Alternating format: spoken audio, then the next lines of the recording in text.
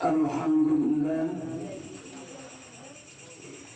alhamdulillahilladzi khalaqal mauta wal hayata liyabluwakum ayyukum ahsanu amala wa huwal azizul ghafur.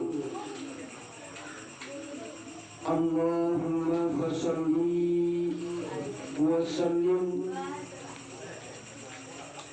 ala man qala kafa bil mauti wa'izan wa qala aizan aksiru min zikril maut wa aksiru isti'dadan lil mauti qabla nuzulil maut. Segenap hadirin, para asatiz, para hujjaz, jamaah lor, jamaah masjid, jamaah takwa, wabil khusus sahibul musibah, mudah-mudahan dengan musibah ini insya Allah diangkat derajatnya, amin ya rabbal alamin.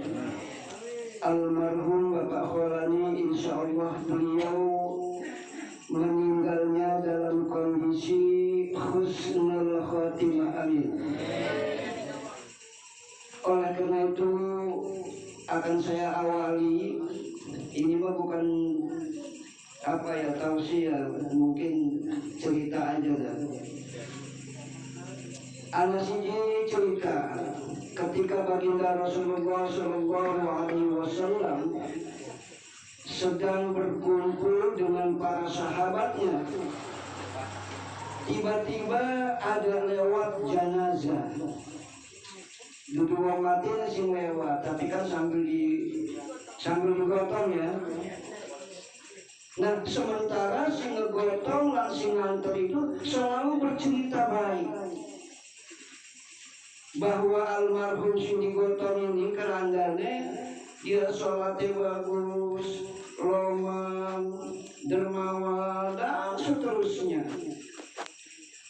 Nah, Rasulullah Shallallahu Alaihi Wasallam pada saat itu berucap wajabat,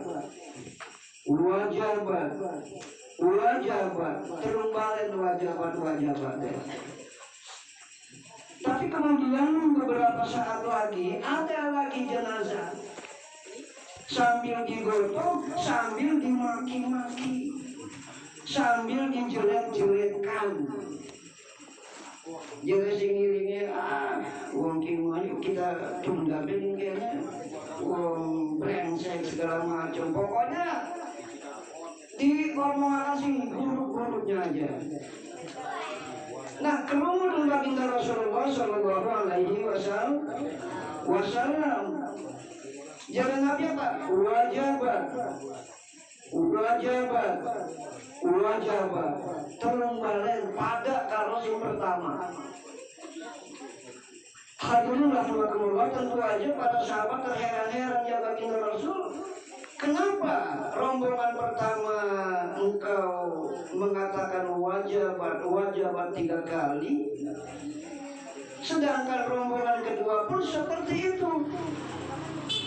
Jadi baginda Nabi yang pertama adalah wajib manjing surga, wajib masuk surga, wajib manjing surga. Jadi sahabat, bagaimana dosanya? Dosanya sudah diampuni oleh Allah Subhanahu wa Ta'ala. Nah, bagaimana dengan rombongan yang kedua, wajabat 3 kali? Wajib manjing neraka, wajib manjing neraka, wajib manjing neraka. Na'udzubillah. Hadirin yang mulia, apa hikmahnya? Jadi baginda Nabi jangan mayat itu dipermalukan. Artinya orang yang sudah meninggal nggak boleh kejelekannya diomong-omongin. Justru kebaikannya harus diangkat. Kenapa? Innal malaikata yashhaduna sama. Sementara di bumi adalah yang menyaksikan orang beriman. Malaikat kata baginda menyaksikan di langit. Sementara orang-orang mukmin yashhaduna fil ardh. Karena persaksian itulah dengan rahmatnya Allah Subhanahu wa ta'ala, maka beruntunglah orang yang pertama tadi. Nah, almarhum Bapak Holani, ada sedikit cerita. Sebelumnya beliau meninggal itu, kula terus terang aja, ana rasa hagun. Ninjol hati be, tapi orang diomongakan gitu. Saya kira mereka diomongakan, dia orang apa ya? Ya, kalau niki belakang ini rajin sholat. Sholat berjamaah bagus. Johore, asare, kadang-kadang kula turun tekani musola, beliau wis teka. Begitu juga subuh, kadang-kadang kula azan, beliau dikir azannya. Itu berhari-hari sampai hati kula begini, Pak. Aja-aja kalau ini jadi orang begini melingkir apa kan? Mengkasih ya apa itu? Ya. Iya benar. Kula cuma dulu ngomong makasih, aja-aja ini harus dicabut dengan Allah nyawanya. Seandainya beliau dicabut nyawanya, beruntunglah beliau. Kenapa? Karena sedang diwai semangat dengan Allah Subhanahu wa ta'ala dengan ibadah. Sambil melakukan terhuyung-huyung, pulang adalah memang rupanya lagi rumah. Ya. Allahu Akbar, suaranya galak, tapi tetap azan, subhanallah, waktu subuh. Akhirnya pula ya kaget ngerungu Bapak Firdaus salah ngasih pengumuman inna lillahi wa inna ilaihi raji'un, telah berpulang ke rahmatullah Bapak Kholani. Kalau kan biasanya inna lillahi wa inna ilaihi raji'un, selalu gitu ngomongnya, tapi ini lain, Pak. Alhamdulillah ala kulli hali. Udah ngomong gitu, ya Allah, beruntung banget Kholani. Aku juga pengen meninggal kayak gitu. Sedang semangat ibadah, tahu-tahu dicabut nyawanya. Alhamdulillah. Makanya mudah-mudahan ini jadi inspirasi meninggalnya beliau ini. Apalagi saya kaget, saya ceritakan di rumah sambil saya hadapi jenazahnya, cerita sama anaknya cerita lagi sama saya.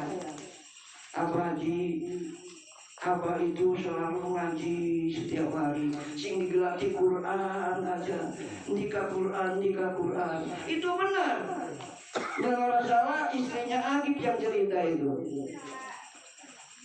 Saya bilang nih, ikhlaskan, sabar dan ikhlaskan.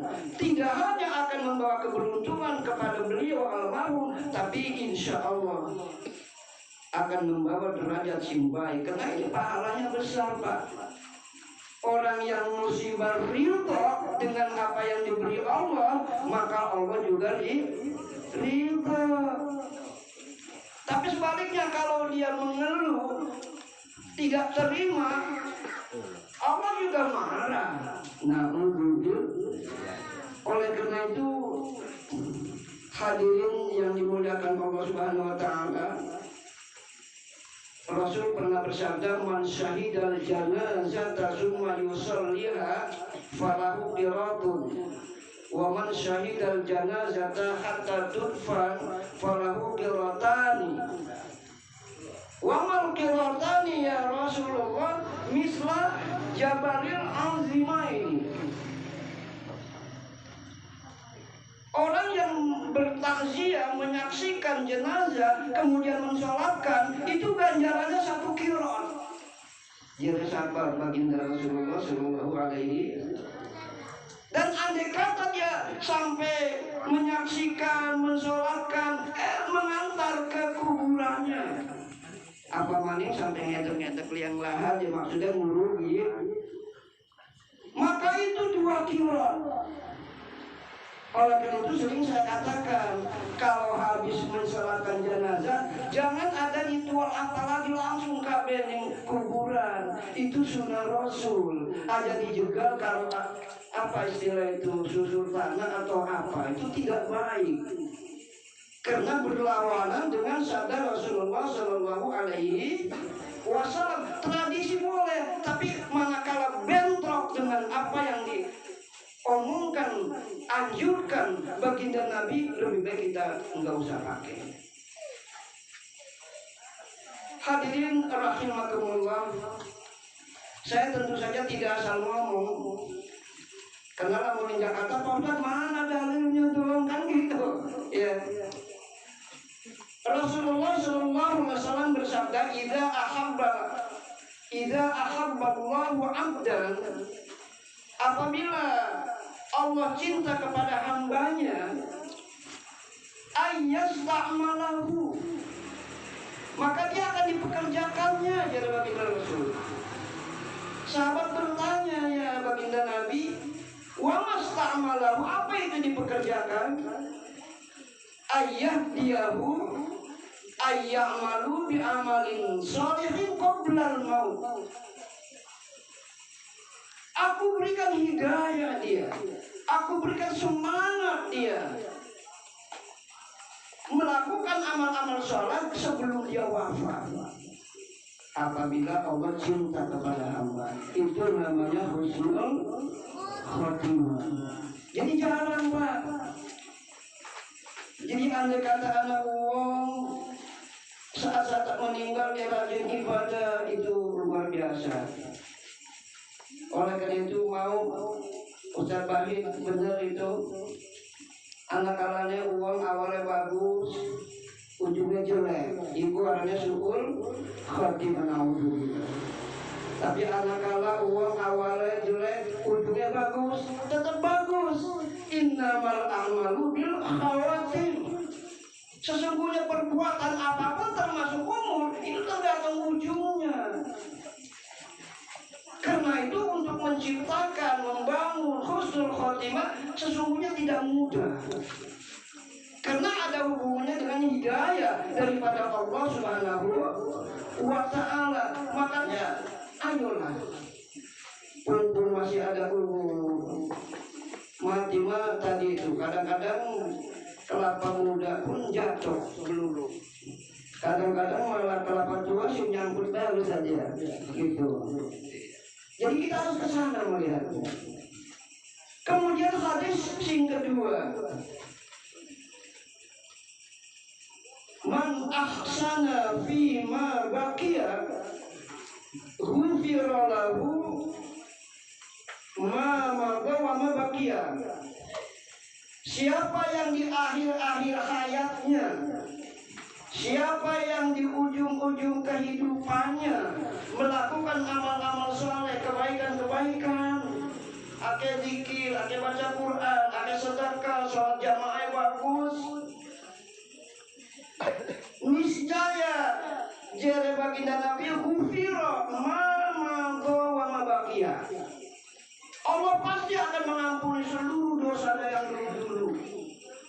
Sing bengen-bengen kah, sing mulai kata. Siapa yang di akhir-akhir hayatnya melakukan keburukan, orang insaf-insaf, sholatnya masih cemplang-cemplung aja, ya kan?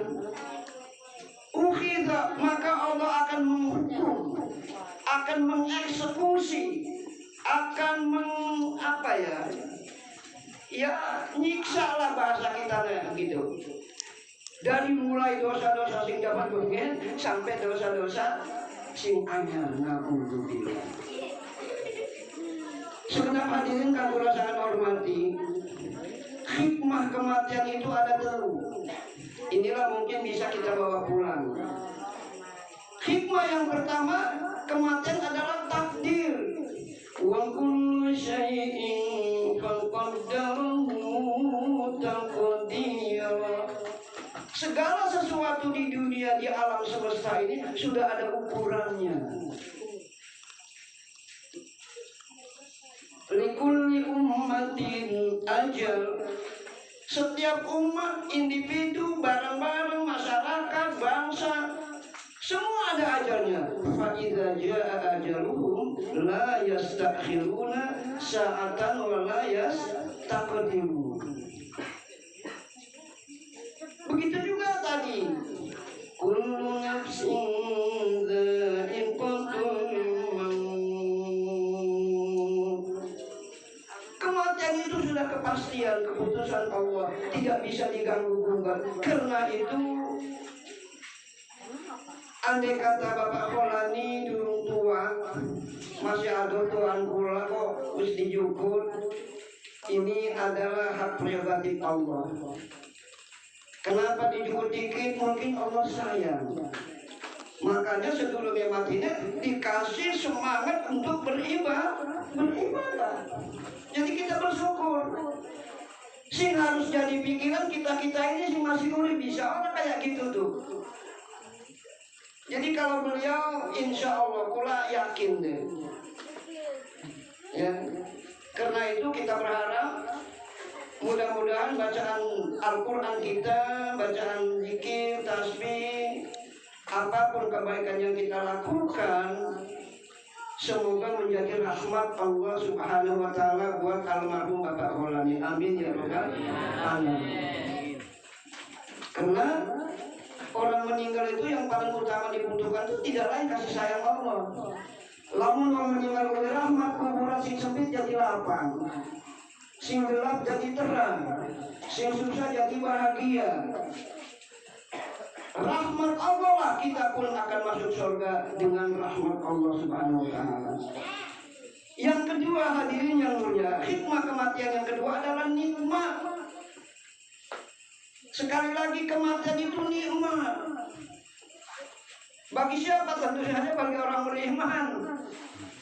Tapi bagi orang yang fajir, yang sholat gak malas, apa maning tidak beriman kepada Allah Subhanahu wa Ta'ala, ini petaka. Jadi bagi orang yang beriman, yang rajin ibadah, meninggal adalah nikmat besar daripada Allah Subhanahu wa Ta'ala. Satu ketika Nabi Allah Ibrahim alaihissalam kedatangan malaikat maut. Jadi Nabi Ibrahim, wahai malaikat maut, ngapain silang rene? Iya, kula ini dikon Allah nyabut sampean Ibrahim. Engkau dikit. Wahai malaikat maut, ini bukan soal cabut mencabut nyawa. Mungkinkah seorang kekasih akan mencabut nyawa kekasihnya? Jadi siapa Nabi Ibrahim alaihis di malaikat maut. Malaikat maut ya terdiam lah, bisa jawab. Menang di malaikat maut. Akhirnya Allah memberi ilham. Hanya beberapa detik saja, jadi Allah katakan, wahai malaikat maut, mungkinkah seorang kekasih tidak ingin bertemu dengan kekasihnya? Jadi malaikat maut, hai Ibrahim, mungkinkah seorang kekasih tidak ingin bertemu dengan kekasihnya? Nabi Ibrahim terdiam. Akhirnya apa jadi Nabi Ibrahim? Ya udah kalau gitu, saya mau ketemu dengan kekasihku. Siapa dia? Allah Subhanahu wa Ta'ala. Karena itu hadirin yang mulia, kita orang beriman ini, kata Nabi, siapa saja yang rindu kepada Allah, Allah juga rindu kepada kita. Ya, perbanyaklah zikir setiap hari. Kedua, ketika Rasulullah meninggal, rabinya dipanggil kabeh termasuk Aisyah, Ummu Salamah, tapi tiba-tiba teka Fatimah. Fatimah konon melakukannya, percis melakukannya baginda Rasulullah SAW. Nabi membisikin Fatimah, wahai Fatimah, Coba kamu mendekat. Biasanya Jibril itu datang ke saya itu setahun sekali bulan Ramadan. Ini kok sampai 2 kali? Itu artinya isyarat, jangan-jangan saya mau dipanggil oleh Allah tidak lama lagi. Akhirnya menangislah siapa tadi? Putrinya Nabi Fatimah. Tapi kemudian setelah Fatimah rumah dicelup maning dari Fatimah sini. Setelah aku nanti, yang menyusul pertama adalah engkau. Akhirnya Fatimah gemuyu karena bakal nyusul baginda Rasulullah Shallallahu Alaihi. Benar makanya Rasulullah itu meninggal bulan Maulid ya, jangan salah tanggal 12. Fatimah 2 bulan 3 bulan kemudian, jangan salah bulan Jumadil Awal atau Jumadil Akhir meninggal.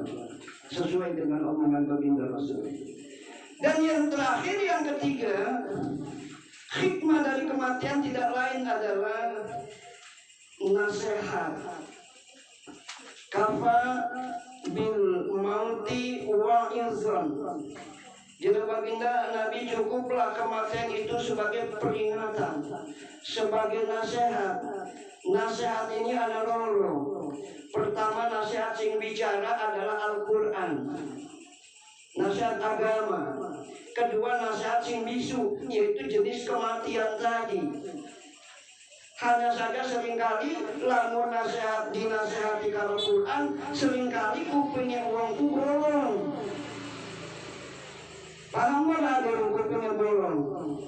Masuk kanan, keluar kiri. Ya. Orangnya aku nyangkut. Begitu juga dengan kematian seringkali. Walaupun entas ngeduk keluar, entas nguruk ke jenazah, giliran nguruk salat subuh azannya as-salatu khairum minan naum. Untuk sholat itu naon-naon. Itu namanya tidak ngaruh. Bagaimana pahala yang 2 kirot bagaikan gunung besar tadi? Mana mungkin bisa dikasihkan sama orang itu, Pak?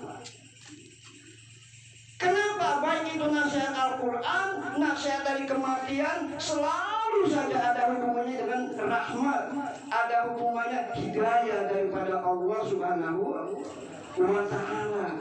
Hati kita, Pak, itu tempatnya Allah menyimpan rahmat kita. Rahmat Allah itu Allah beri itu bukan sama otak kita, apalagi sama dengkul, tapi di hati kita. Karena itulah hati kita harus bersih, supaya rahmat Allah itu mau gelem ning diri kita. Ya. Jadi hadirin kang kula sangat hormati, sepisan maning, marilah peristiwa kematian ini mudah-mudahan benar-benar jadi pelajaran, jadi yang tibar buat kita, ya, sehingga ada perubahan. Celaka 12 andai kata dengan kematian saja laka perubahan. Andai kata dengan kematian laka perubahan, Nabi bilang orang itu hatinya bagaikan batu, asyaddu qaswa, bahkan lebih keras dari batu. Jangan berharap dia husnul khatimah andai kata diomongkan seperti itu oleh baginda Nabi besar Muhammad sallallahu alaihi wasallam. Karena itu sebisa maning mudah-mudahan almarhum Bapak Kholani insyaallah ya diterima amal ibadah, amin. Insyaallah keimanannya insyaallah iman yang murni, iman yang tidak tercampur dengan syirik. Semoga insyaallah keluarganya sing ditinggal insyaallah makin takwa, makin taat kepada Allah Subhanahu wa Ta'ala, amin. Dan mudah-mudahan kita sing hadir wabil khusus pula tentunya insyaallah menghadap Allah kita bareng-bareng nanti dalam keadaan husnul khatimah. Assalamualaikum warahmatullahi wabarakatuh. Demikian tazkiratul maut. Semoga kita bisa mendapatkan di dalamnya, dilanjutkan oleh doa.